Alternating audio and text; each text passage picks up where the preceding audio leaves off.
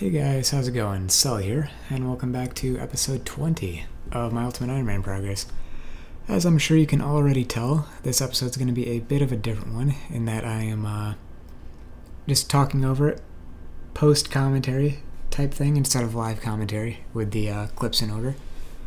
And that is because, in all honesty, it's been a really long time since I first started recording this episode. I guess it hasn't been too long, I guess like 2 weeks-ish. But the clips were segmented enough that they just got a bit rambly. I think I had like 40 minutes worth of footage that I'm now condensing down to like 8.5, 9-ish. So, yeah, just in the interest of saving time and having a better viewing experience, I decided to talk over things. So the main goal of this episode was to do a bit of skilling, namely thieving, but I also did a lot of fishing as well, as we'll see in the future, possibly. I kind of stopped recording updates because I got lazy about recording every level, but we'll see at a couple of spots sprinkled in here my skill updates.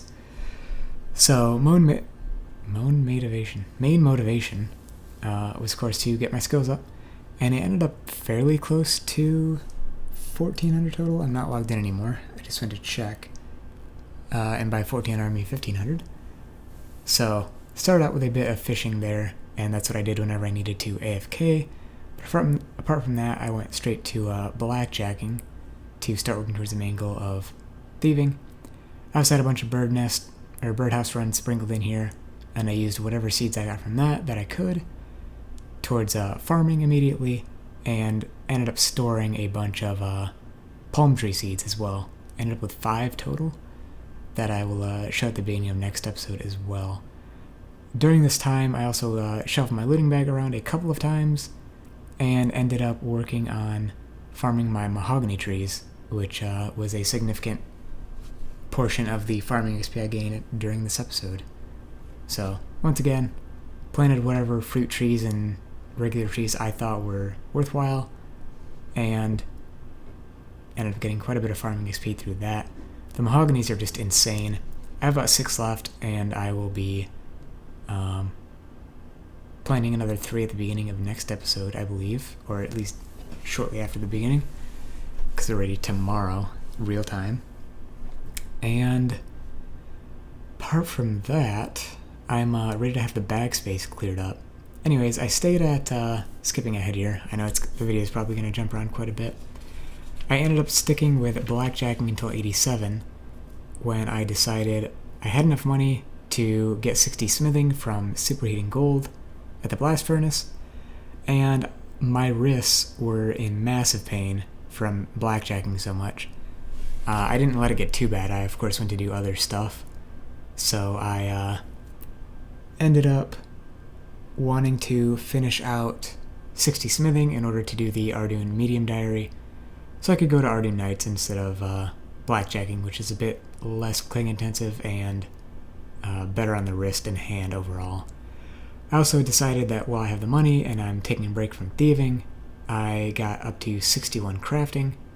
I don't know if did that show 56 or did it show 61? I might have had the clips out of order, but anyways, I did work on crafting with the charter ship method, and I did end up getting 61 at one point. Went back and forth between fishing a bit as well. About the blackjacking, it is more XP than Ardoon Nights, but I like how chill they are overall, and the Ardoon Nights are more GP per XP. It's close to like 50% more, I believe, if you have the full rogue outfit. So I just went ahead and did that. I also got up to 65 farming and got a Hespori seed, so I ended up planting that. It's fully grown by this point, well fully grown.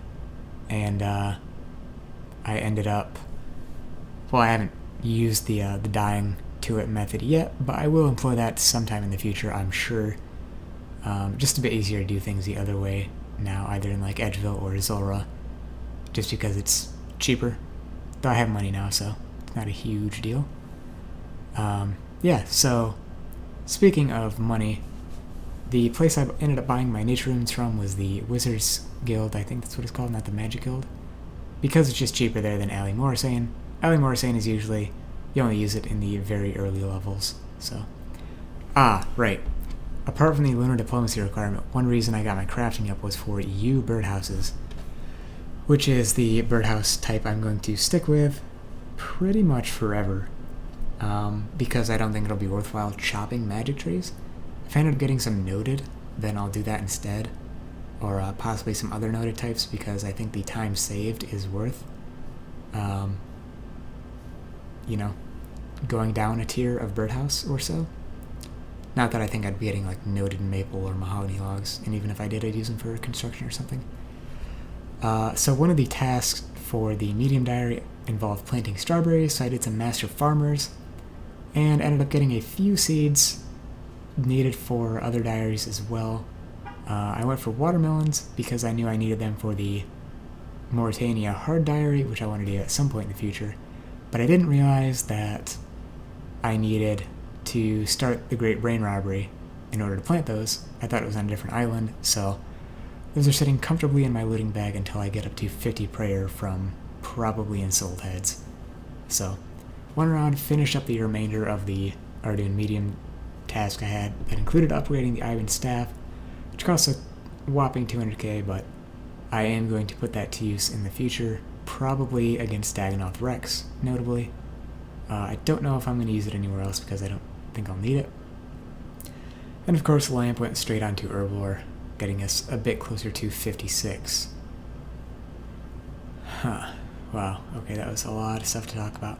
I started slacking a bit towards the end with the birdhouse runs just because I'd put off thieving so long that I was just AFKing a ton of fishing.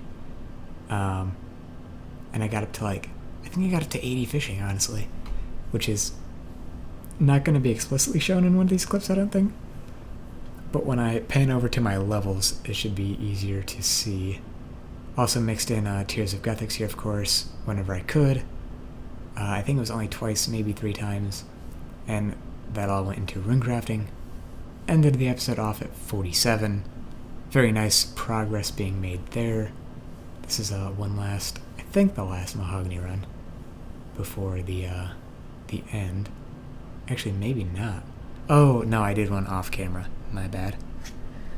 Okay, this is a lot to keep track of. Yeah, I did not record any clips for the fishing progress, so here's a level at Already Nights, I think. Yeah, again, I got so lazy, I apologize, guys, but if you actually prefer this format of me voicing over things, if I get a little bit more practice at it, I'm sure I'll improve at it in the future, but typically I like to stick with live commentary and then throw all the clips together in one video. That way everything's live and chronological and all that. You could see there during my my last little bit that I got up to 79 fishing, and the clip for 91 thieving was corrupted. It's where I intended on stopping, honestly, but I am going to need quite a bit of money for a future training method, so I ended up going a little bit further, getting almost 3 mil, and 79 fishing, which are the 2 major breakpoints. Sorry to end that last clip abruptly, but this is where I'm going to end the episode. I did a tiny bit of thieving between the last clip and now, before I did the voiceover actually, and got about 10% of the way between 92 and 93. Like I said, I did initially intend on stopping at 91, however I don't think I'll have to do that much pyramid plunder to get scepters in the future, so I'm going to end up doing more pickpocketing anyways, and there is a method that possibly employs the Ferrex Enclave. I still want to test it out before I invest the 5 mil, just to see if I'm in the right line of thinking and whether it will be faster for the skill I intend to train. Feel free to guess it in the comments, and I don't have anything to give you if you win, but it'll be very interesting if you do. So yeah, I do want to save up towards that, just in case it does end up being something I want to do. That being said, even before that, there are a lot of other skills I want to train for diary requirements and other reasons, like agility and Slayer, and possibly some smithing in the mix as well. again for future diary requirements. So next episode is going to be a bit more of a skilling focus as well, with a bit of herblore. Well, it's not really herblore training per se, but we are going to do some achievement diaries and put whatever we get into herblore. That'll hopefully get us to 58, and then from there, or I guess before then, I don't know the exact order I'm going to do things, I'm going to do some tithe farm for pretty much all the rewards except the outfit, which is going to be quite a few points. I don't know how much I'm going to like it or dislike it since I've never done it before, but I know for sure that I want the auto weeding, the herb sack, the seed box, and possibly the watering can as well. I just feel like the watering can would be convenient to have, so I don't have to keep filling mine back up whenever I do anything with it. Just be nice to have, and might as well knock it out while I'm there, is my current line of thinking. So, anyways, just to give a bit more of a timeline, following next episode, I will be getting more into combat, like I said, with the Slayer situation. Before I jump back into Slayer, I actually do want to get a Berserker Ring, and hopefully a Dragon Axe as well from Dagonoth Rex. I've never done Dagonoth Rex, or any sort of DK's content, or any bossing content really in old school, so it'll be an interesting experience, and hopefully one that I can stick with long enough in order to see the benefit of. Anyways, we are, nope, I need to put in my pin. Ending with about 3 mil cash in my inventory, 200k in Nightmare Zone. I am going to deposit most of this, let's say 2.6 mil if I can type. I have a few 100k left in inventory, but, you know, leave the rest here in case something does end up happening. I don't lose literally everything. And I don't need to carry around a bunch of cash with me anyways, since I'm saving up for something in particular. Anyways, if you enjoyed this format a bit more, or a bit less even, let me know in the comments, or, you know, send me a message in-game. I often keep my private on, unless I'm doing something like wilderness-related thing or something dangerous.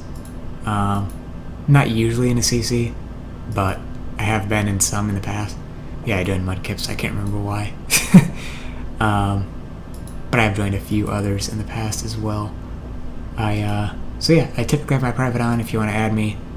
Otherwise, leave a comment, and I will take everything into consideration. If you enjoyed the video, feel free to give it a like. It helps me out a ton. Subscribing, even more so. Lets me know that you want to see things more. And feel free to, once again, give me feedback to help drive my content in a direction you'd like to see. Anyways, hope you all enjoyed and had a good time. I hope you continue to have a good time in the remainder of your day. I'll see you guys later. Peace.